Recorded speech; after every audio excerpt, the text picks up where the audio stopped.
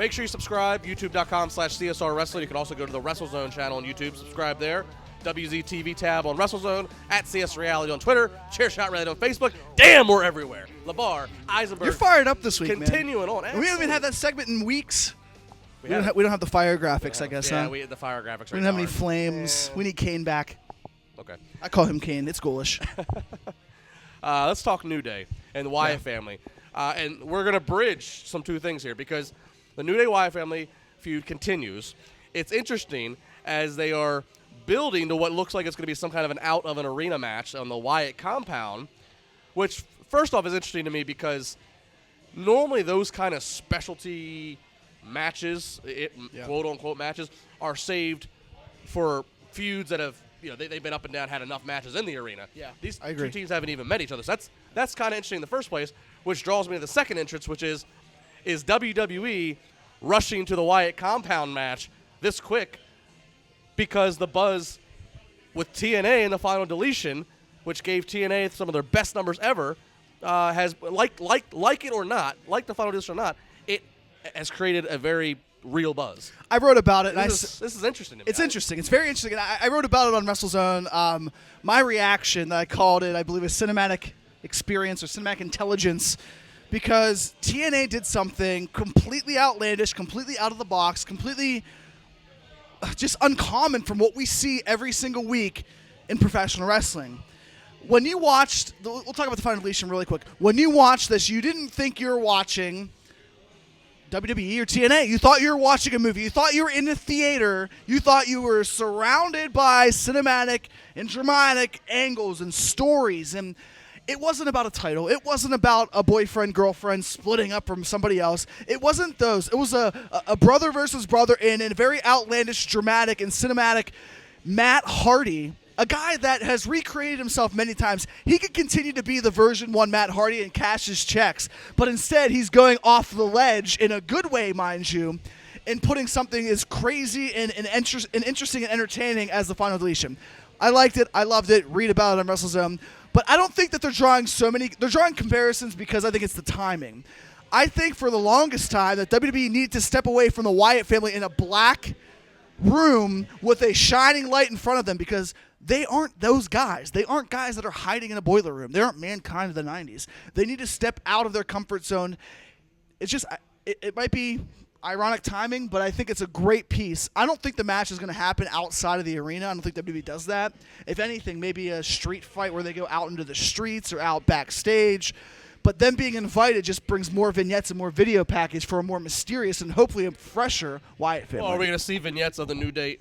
Yes. I don't think it's a match. I think it's vignettes. I think it's vignettes, not a match, yeah. My thought is this. If WWE did do a match relatively soon, people are going to complain or say that they're copying or whatever, but who cares? Because, again, people are still going to watch, and you're copying something that, by all accounts, was a success.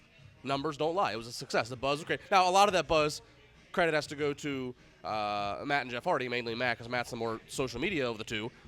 They put it out there the right way. They really built to it. So, any which way, I do think WWE is actually going to attempt to try to do some kind of a match outside the arena. I don't know if it'll be as soon as the Battleground, but I wouldn't be surprised that if this continues through the summer, they do that. But I do like the whole Xavier Woods bit. I agree. On one hand, the Wyatt family should be just decimating people, but that's just not how WWE is going to book them.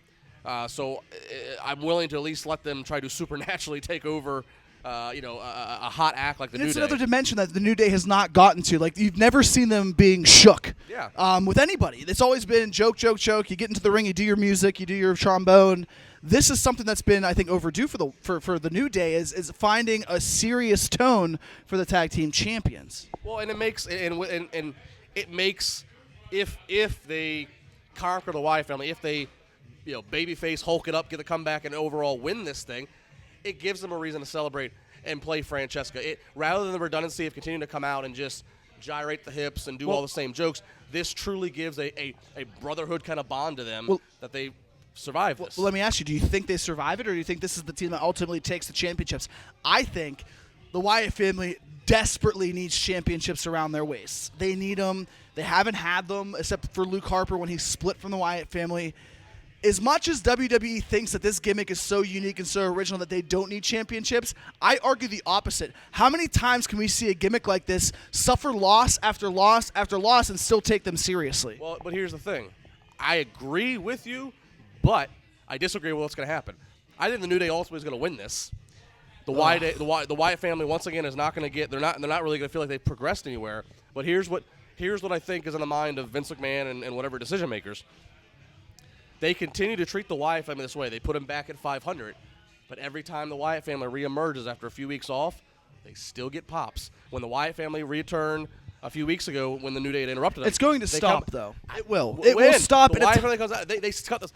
Come on, man. You don't understand what we're all about. You don't want to mess with, and the people explode. Is that your Bray Wyatt? I'm just on the spot. Not that great. Would you like me to do full? I'd rather you just. You guys want to talk about the Wyatt? You don't know. I mean, he does this whole shtick back and forth. Put your hat on and your leather jacket. Go to and IWC. We don't want to see this on CSR. White shoes as well. And hey, don't hate on the white shoes. And the people still cheer him. So that's just I don't agree with it, but. I just think that you can get actually longevity out of this feud. It's going to be interesting to see after the vignettes of them at the compound if they actually do something different. Punjabi prison match? Punjabi prison match. Bring their great Khali back. Spice it up a little bit. Go back to India. Thoughts? No? Yes? Not at all. I would love a Sister Abigail out of this. I mean, I'd love... Maybe Sister Abigail starts to seduce Xavier Woods. Look at you. That's why we pay you the big bucks here. Booker, right? Booker. All right. We got plenty more to come. ShareShotRealityWrestleZone.com.